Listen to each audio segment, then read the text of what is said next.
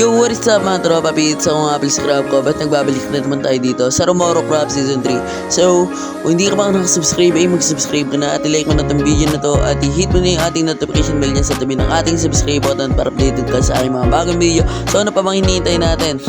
Time lapse, pasok!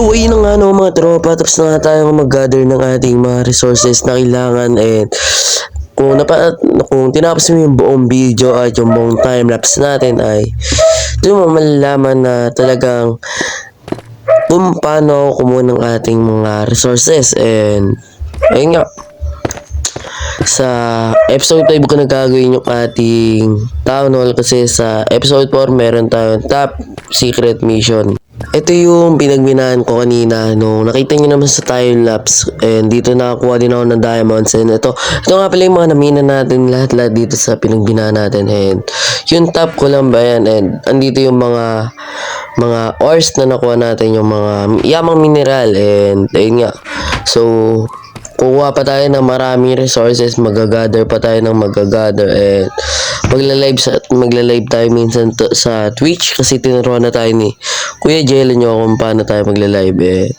ayun nga, ang gusto ko rin kasing makita nyo kung paano tayo magla-live and sa masusunod na episode ay magpapakita tayo dyan ng mga Twitch na highlights natin, live stream highlights. So ayun. Actually kanina ko pa talaga gustong kumuha ng top pero in-stop recording ko muna para hindi tayo sobrang sa storage and ma-discuss ko muna sa inyo yung mga nakuha natin and yung top ay gagamitin natin sa alam nyo na. Ayaw mo nang i-spoil sa inyo. And kaya nga pala gusto ko yung top gamitin dun sa gagawin natin ay dahil ito ay may mga bagong varieties na nilagay si Mojang o Mohang Company sa Minecraft. And ayun nga pala ay 5, ewan ko din. Basta mga pan-design. Kakakiyat ko lang and ayun nga, ngayon lang ulit ako nakalanghap ng malinis na hangin and papakita ko na sa inyo na mabilis sa inyo dalawang variety na pan-design natin. Muna na nga sa listahan natin ay itong chiseled top.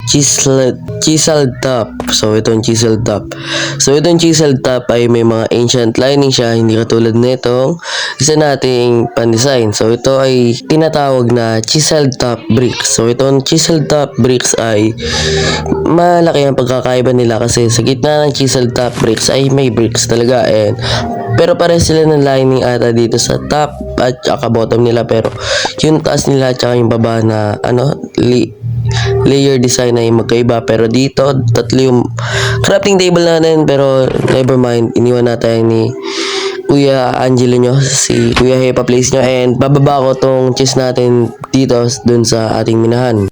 Okay na pagsip-sipan kong mag-grind na ulit and alam mo naman na. Alam mo na. Di ka pa nakasubscribe no? Di ka pa nakasubscribe, okay. Matigas to, di ka pa nakasubscribe. So, kung hindi ka pa nakasubscribe, make sure mo na nakasubscribe ka na at i-like mo na itong video na to at i-hit mo na yung notification bell natin sa tabi ng ating subscribe button para updated ka sa aking mga bagong video. So, ano pa bang hinihintay natin? Time lapse, pasok!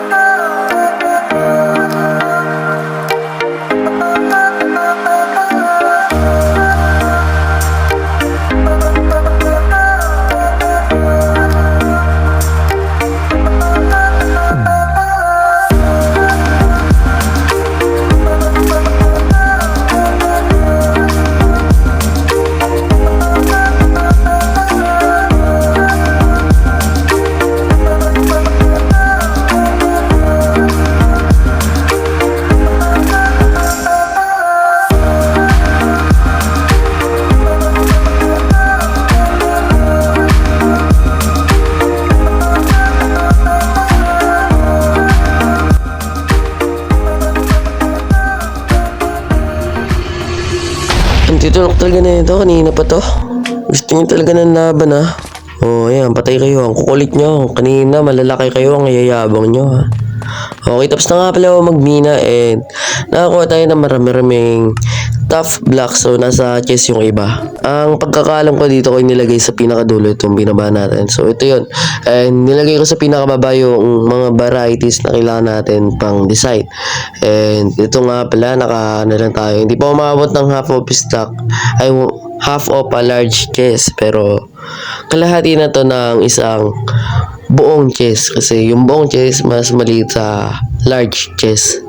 Sa animals na mga gusto ko ay mag-enchant ng ating armors kasi gusto ko na talaga magkaroon ng protection kahit protection lang, basta protection kahit anong 3, 4, 5 may 5 ba? Alam ko wala. Gusto ko din palang gumawa ng ating malupitang sword and kukunin ko lang yung ating malupitang diamond dito bago tayo makyat and i-separate lang natin itong mga top na to kasi bakit may top dito, diba? Bakit nga ba may top dito? Hindi ko rin alam. Bakit ko pala iniwan yung laba? Buti na lang naalala ko. Pwede nga pala itong panluto. Kasi mabilis din ito panluto. Mas useful pa to kaysa sa coal. Ay tropa, pits mali. Ba't ako pumasok ng nether? Ang sabi ko, aakyat na ako kasi wala naman akong kailangan gawin dito sa baba. Ang gusto ko sana mag-enchant tayo. Ba't ako pumasok sa taas sa nether? Halo-halo kasi nasa isip ko. Gusto ko magpa-level pero wala akong pang-enchant. Kaya unahin ko sana magpa-level pero wala kasi tayong gold boots kaya akyat muna tayo. Kanina pa ako hanap ng pagkain. Meron pa pala dito sa taas na niluluto. And gamitin natin ito panluto itong laba kasi ang sabi sa sabi-sabi ay mas mabilis daw ito panluto. So, naniniwala naman ako sa inyo, no? Nagawa tayo ng ating leggings kasi kung napanood mo yung last episode ay wala tayong leggings na naknap. O diba ganun lang, napakaangas na natin tignan and yun na nga, naka-diamond set na tayo maliban sa ating axe. Pero kung may ganyang pickaxe, so pagyabang mo na kasi na ano lang yung 1 in a million tries, diba? Tapos pure enchantment table mo lang kinuha. Meron pa tayo dito maraming amethyst shard and dahil binakbak natin yung amethyst geode natin doon and crap na tayo na sword natin. Ang kaso wala tayong kahoy. Yung kahoy. Para maglakpit nga muna tayo ng mga gamit natin. Nadudungayan na ako sa inventory ko. Ewan ko ba, ba't ako may dala na itong mga to? Ba't dala-dala ko itong amethyst at saka itong cobble deep slate. Dapat nasa taas to eh. Ewan ko rin kung bakit ko dala-dala pero alam nyo na. Adik-adik. Kinuha ko yung isang chest ng ating quartz na dahil ilalagay ko tong amethyst dito sa loob na ito kasi mali naman na tinatanggal natin yung lagayan ng mga yamang mineral natin sa tamang lagayan, di ba? And itong mga quartz na to, gagawin ko na lang na quartz blocks. Okay, tama naman, di ba? Dapat wala ng S yung quartz. Hindi na pa ako dito, nakababad ako. Hindi ko matanggal yung daliri ko, so last na to. Lutuin ko na itong mga quartz na nagawa natin kasi mapangit yung basta block of quartz lang. Ang gusto ko yung smoke quartz. So, nakailang stock din tayo to 4, 6 ata to 4, 6 nga kasi meron pa dun sa kabila. Ay, hindi, 7 pala lahat. In the total, ay hindi, 6 nga lang kasi 16 lang tong isa. So, bali 14 kasi ngayon isa 62. Matisyan yan. Crap na tayo ng axe na bagong pickaxe and syempre hindi mawawala dyan ang malupitan nating sword. Ito, Fortune 3. And kung si Earthlight yung lumabas nun, hindi sana i-combine ko hindi ko sila i-combine. Pero dahil Fortune 3 din naman, pag-combine ko na lang para mabuhay ito ulit. And ayun na, magulo na yung buhay, di ba? Nagana ba to? Malilipat natin enchantments sa isa? Ay, hindi nga. Hindi nga nagana. Akala ko malilipat sa Diamond Axe. Final decision ko na talaga magsasword na ako. Okay lang kahit Kasi mahalaga din naman yung sword, mas masakit yun mas malakas yung sword kaysa sa axe. And eto, babalikan ko na lang kayo pag naka level 13 na tayo, and pag umabot na tayo ng 30 and umabot na tayo sa hantungan na meron na tayong sharpness 5. So babalikan ko kayo, I'll be right back, see you. Pabalik na tayo sa ating base, and kakatapos ko lang mag-email na, so sa base ko na lang kayo i-update. As you can see dyan sa ating XP bar dyan sa baba ay meron na tayong 54 levels na kumikinang. So sana makakuha na tayo sa pamamagitan niya ng sharpness and ng full protection enchantment sa ating mga armor. And sa susunod na episode pala ay pagpupulong na tayo, and kaya nga pala magpupulong ay dahil may bibuild tayo doon. So ano ba yung pagpupulong? Kung napanood mo yung episode 2 ay doon mo malalaman kung ba't may pagpupulong na magaganap sa episode 4. And ito, marami na tayong quartz na mina dahil kaya nga, paano ba tayo abot ng level 54 kung ang unti lang na mga natin? Syempre, ibig sabihin na lang no, namatay tayo. And buti na lang hindi tayo namatay dahil pinagtanggol tayo ng mga piglin sa mga ano man yung tawag din sa malalaking baboy, basta yun. Babiro mo ang tatawag sa kanila. Palit na nga tayo ng boots, and ayun. Pag diamond boots na tayo dahil wala naman na tayo din sa nether. So tracket na tayo. Nandito pala ako, nakikita ko na agad may goblin na naman. Gagi, baba tayo ulit. Wala ba to pag nag-restart ako? Wala naman ako kasama dito sa server ngayon. Ako na mag-isa. Sige nga, try nga natin. Restart tayo. Doon tayo sa baba. May kalaban dito eh. Doon tayo sa baba mag-restart. Takpan ko lang to kasi baka makasunod yung zombie. May zombie doon na nakasunod sa atin. So mag-restart lang ako. Balikan ko kayo. Okay, tapos na kaka-join ko na ulit. So ilang minuto din ako. And nirestart ko na rin yung server para talagang wala na siya. So ito, wala nang kalaban. Wala nang nakamark sa task natin. Wala na yung indicator, and tara, mag-enchant na tayo. Unahin na natin i-enchant yung ating mga damit dahil ito ang pumaprotekta sa atin, di ba? May protection for dito sa ating leggings, kaya kunin na natin to kasi sayang din, no? Sana makakuha tayo ngayong episode ng dalawang protection for sa ating mga armor, kahit yung chestplate at saka leggings lang. Ang kaso itong chestplate natin, delikado kasi wala siyang ano, kaya unahin natin tong helmet, sana merong protection for at wala, breaking 3 lang talaga. I-risk ko na lang to in 1, 2, 3. Ano makukuha natin? Ayun oh, binigay din ni Tito mo. So ito na lang, boots na lang at saka helmet.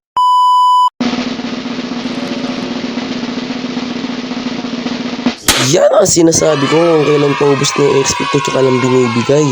Kunin na natin tong Depth Strider kasi why not, kasi sayang din naman. Okay lang kahit walang protection. Sana meron. Ayun, meron. Kaso 3 lang. Pero okay lang yan kasi may Depth Strider naman siya. So, okay na yan. Suotin natin lahat. And yun, no, napakaangas, oh. Sheesh, napakaangas na natin. Nakinang na yung armor natin, yung mga kasuotan natin. Tara, sunod na natin yung, yung sword. Gina to pare, kunin natin. Ang knockback, kunin natin. Sana may kasama. Baka malay mo, dito may sharpness. Oy, sheesh. Looting. Kaso yung kasama, Benopanthropods. Pare, anong gagawin ko dito, Tropa Pits? Anong gagawin ko dito? Bago nga mag-outro ay shoutout muna dito sa mga sumusunod kay Yan Rinoix, kay Cobrax, kay Marco Docrap at kay Sem Depositario. Kung gusto mo rin ma-shoutout katulad nila ay mag-comment na dyan sa ating comment box ng #graphic. So siguro dito ko natatapusin. Kung nag-enjoy ka ay huwag mo makakalimutan mag-iwan ng subscribe at i-like mo na tong video na to at i-hit mo yung ating notification bell dyan sa tabi ng ating subscribe button para updated ka sa aking mga bagong video. So peace out, maraming salamat, arigato, salamat sa panonood, paalam.